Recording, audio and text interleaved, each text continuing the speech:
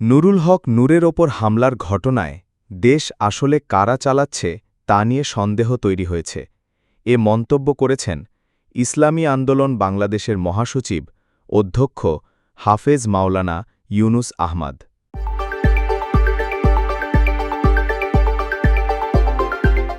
তিনি বলেন, নুরুল হক নূরের মতো ফ্যাসিবাদ বিরোধী নেতার ওপর নৃশংস হামলা প্রমাণ করে দেশ চালাচ্ছে কারা, এটা এখন জাতির কাছে প্রশ্ন।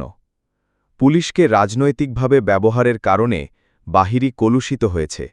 এমনকি গতকালের ঘটনার মধ্য দিয়ে সেনাবাহিনীকেও কলঙ্কিত করা হলো বলে অভিযোগ করেন তিনি।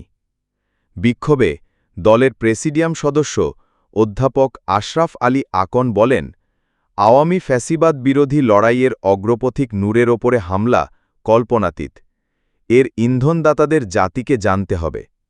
ঢাকা দক্ষিণের সভাপতি মাওলানা ইমতিয়াজ আলম অভিযোগ করেন, নূরের ওপর হামলাটি পরিকল্পিত। তিনি বলেন, জাতীয় পার্টির বিরুদ্ধে অবস্থান নেয়ার কারণেই এ হামলা হয়েছে, তাই জাপাকে নিষিদ্ধ করতে হবে। সমাবেশের সভাপতি অধ্যক্ষ হাফেজ মাওলানা শেখ ফজলে বারি মাসুদ বলেন, এ হামলা আমাদের ২০০৬ সালের লগি বৈঠার কথা মনে করিয়ে দিয়েছে। জাতীয় পার্টিকে অবশ্যই নিষিদ্ধ করতে হবে। সমাবেশ শেষে একটি বিক্ষোভ মিছিল বাইতুল মোকাররম থেকে শুরু হয়ে নাইটিঙ্গেল মোড় ঘুরে বিজয়নগরে গিয়ে শেষ হয়।